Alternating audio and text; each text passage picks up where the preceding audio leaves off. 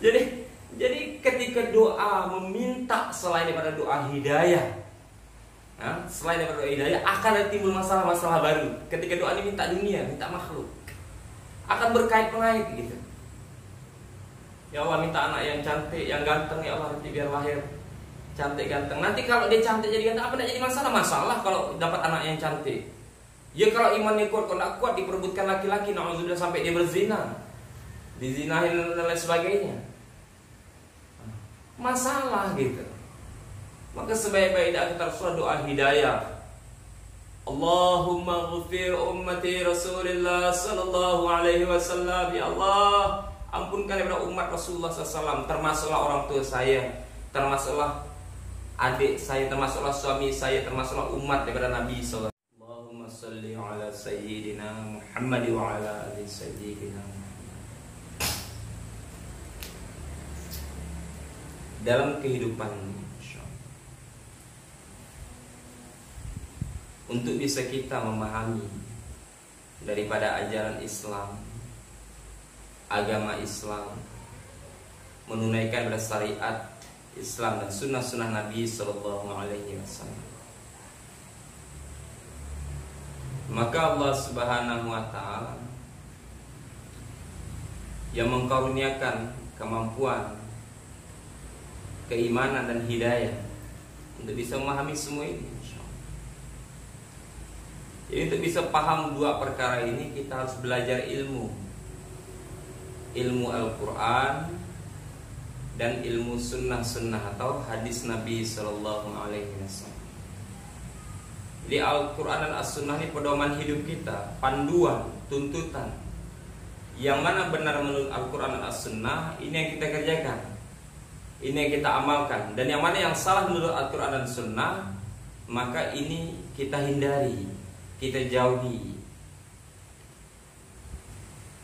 Dan untuk bisa tahu perkara ini, Masya Allah, kita perlu menghidupkan daripada hati kita. Untuk bisa memahami perkara Al-Quran dan As-Sunnah ini, kita harus menghidupkan daripada hati kita. Kalau hati kita mati, hati kita gelap, kita tahu, Masya Allah, kita paham, kita tahu tentang perkara dalil Quran dan hadisnya, tapi kita tidak akan mampu untuk mengamalkan dan menjauhi dari larangan Allah. Maka ulama telah beli tamsil.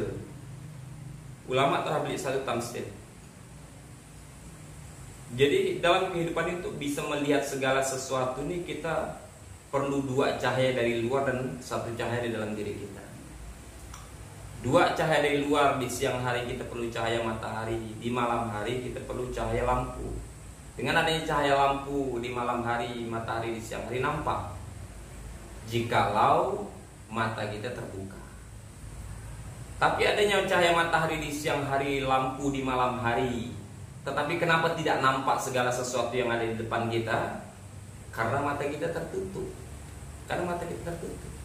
Nah begitu juga ketika kita belajar Islam tadi, belajar agama Islam tadi, Masya Allah, belajar syariat Islam, hafal kita Al-Qurannya, hadisnya tadi, kemudian hafal kita, tahu tentang fikih-fikihnya.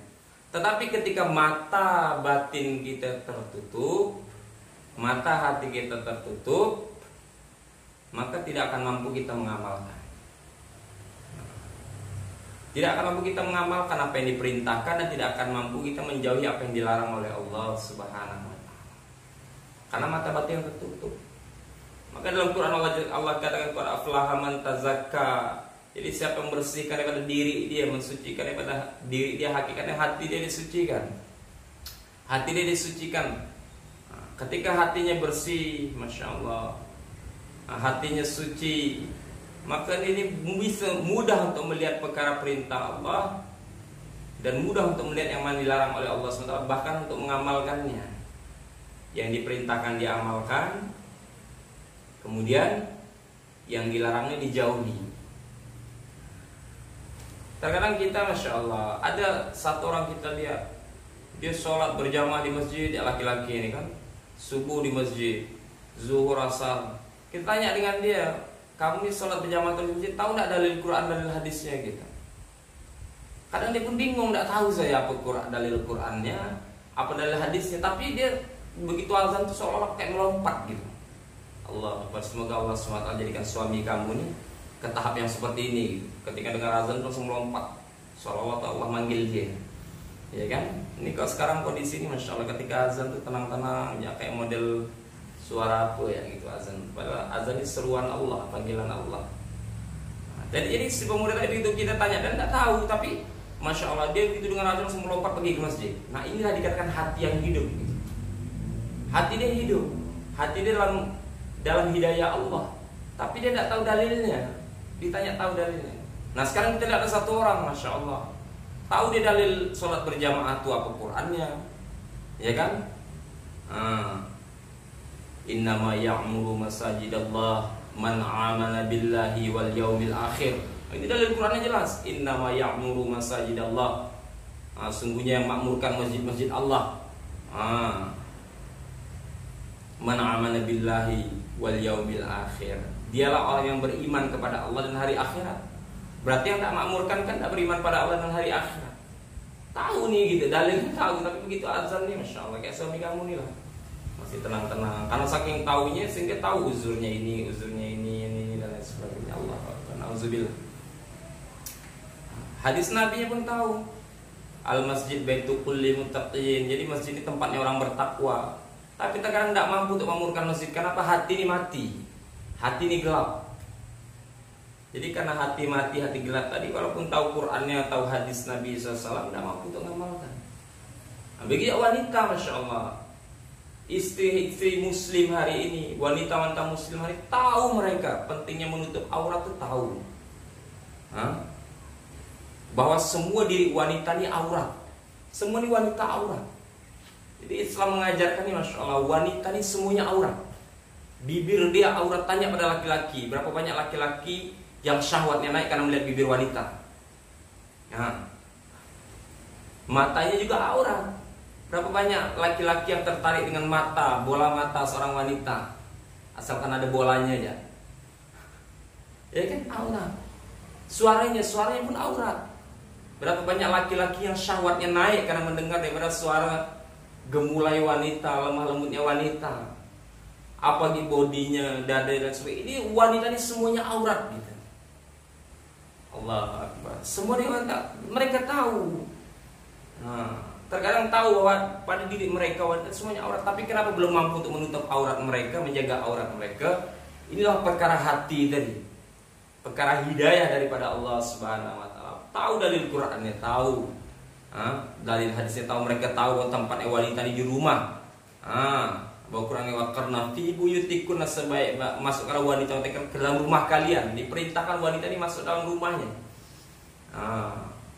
Bahwa rumahnya inilah sebagai dunia dia, ladang amal dia, ladang untuk mencari keridhaan Allah melalui daripada keridhaan suami dia untuk istri-istri. Tahu gitu. Tapi orang belum mampu untuk mengamalkan karena hati tadi masih belum diberi hidayah. Hati ini masih gelap, hati ini masih tertutup. Maka sebaik-baik doa yang diperintahkan adalah doa hidayah. Sebaik-baik doa ini doa hidayah.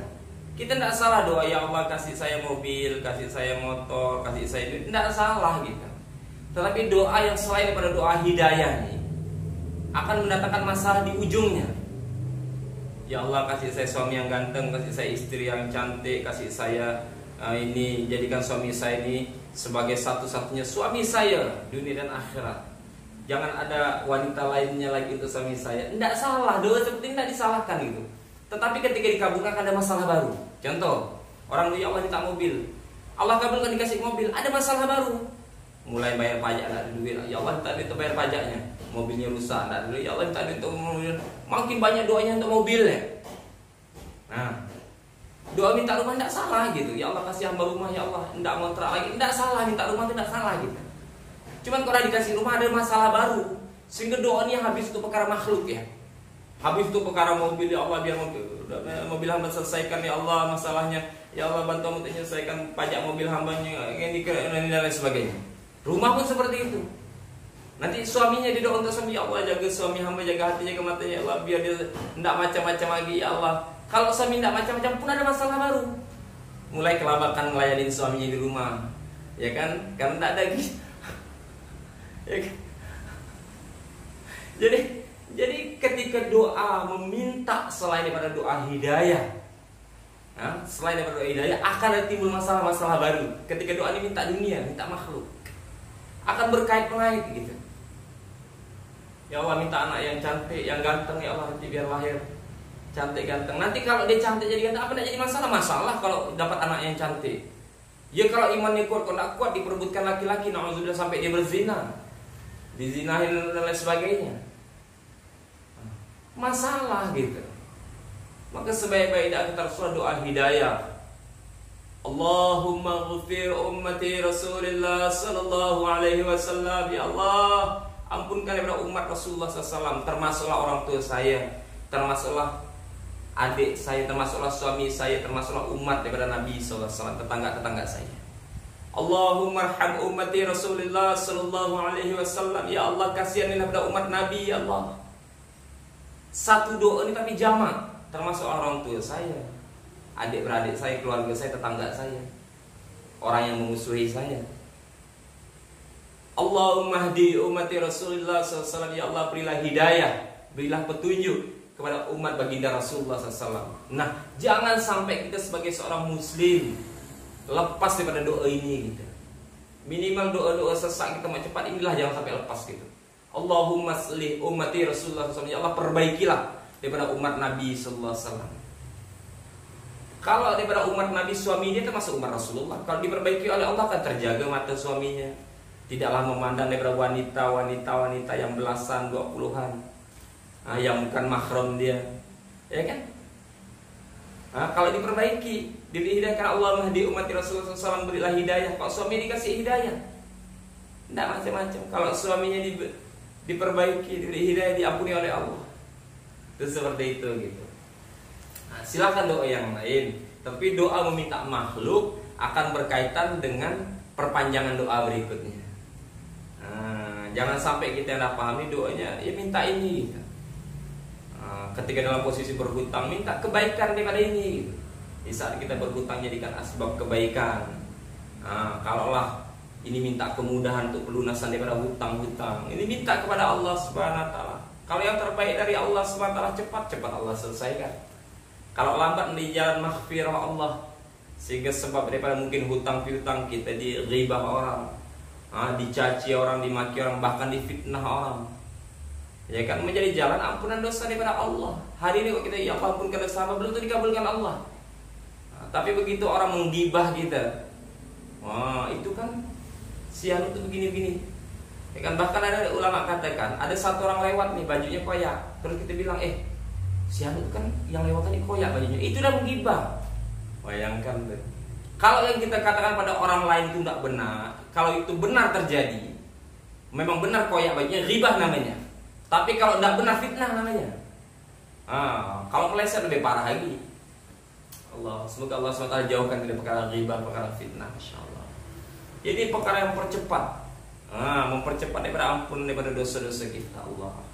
Maka dalam kehidupan ini, Masya Allah, di waktu yang singkat, kita ini mau melihat keimanan kita gitu. Kita ini sebenarnya menjadikan siapa sih Tuhan kita dalam kehidupan kita. Ada satu Tuhan yang tanpa kita sadari, kita ini telah mentuhankan daripada popularitas, mentuhankan daripada omongan orang.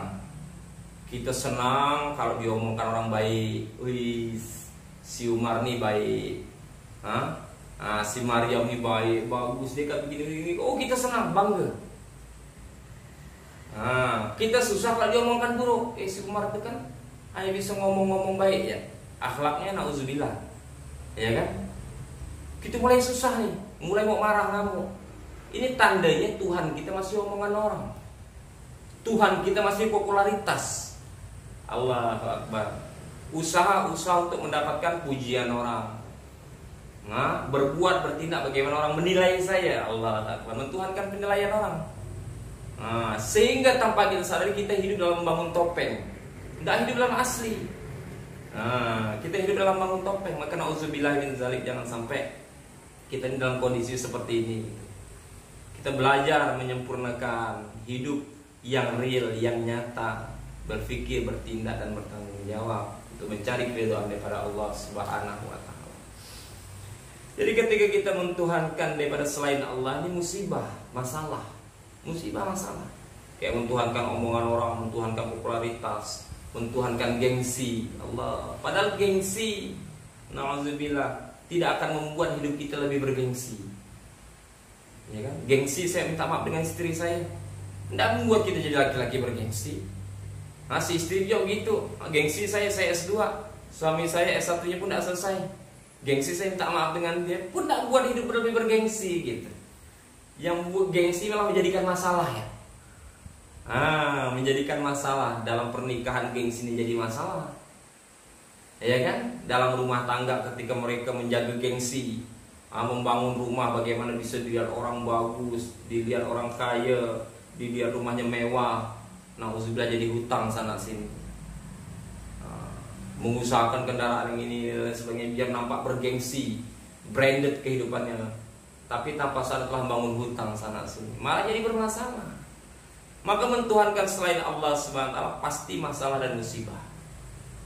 Maka kita berdoa pada Allah Subhanahu wa taala agar dijauhkan dari sifat-sifat ini. Maka perkara iman ini perkara yang paling utama, dasar tauhid ini. Maka hari-hari kita bicarakan kebesaran Allah, kehebatan Allah. Dengan siapapun, dimanapun, bicara kehebatan Allah, kebesaran Allah Subhanahu wa taala dengan yang bukan muslim pun tidak apa-apa gitu. Kita ketemu, masya Allah, saudara kita sesama ciptaan Allah dari agama Kristen misalnya kan, halo ibu, kita dipertemukan oleh Tuhan ya hari ini, tidak masalah gitu.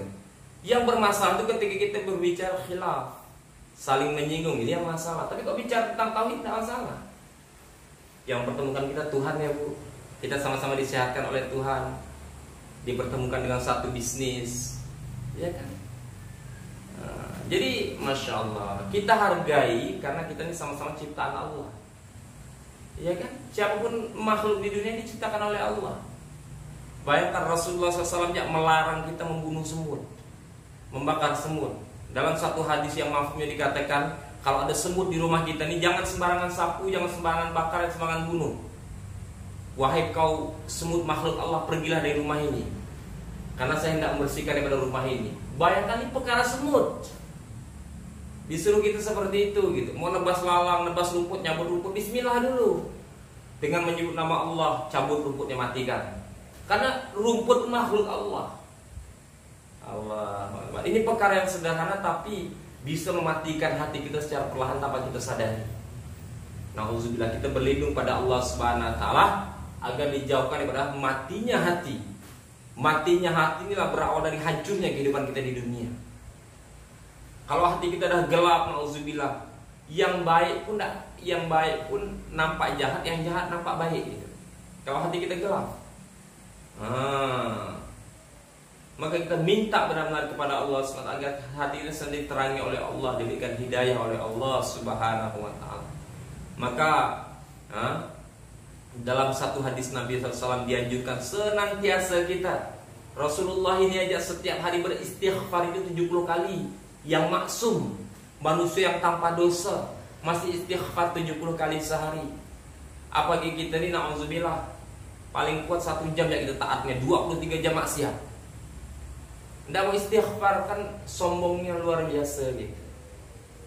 Sombongnya kita ini luar biasa ketika kita mau istighfar kepada Allah. Maka kita sedang istighfar. Dan adalah salah satu, masya Allah, ketika azan dah berkumandang, Allah Akbar, sebaik-baik dakwah ini adalah azan. Allahumma rabbah da'wati tammah, dakwah yang sempurna, azan. Lagi azan, maka kita niatkan apa yang kita dengar ini, kita amalkan. Kemudian jangan lupa sampaikan lagi kepada orang, insyaallah ya.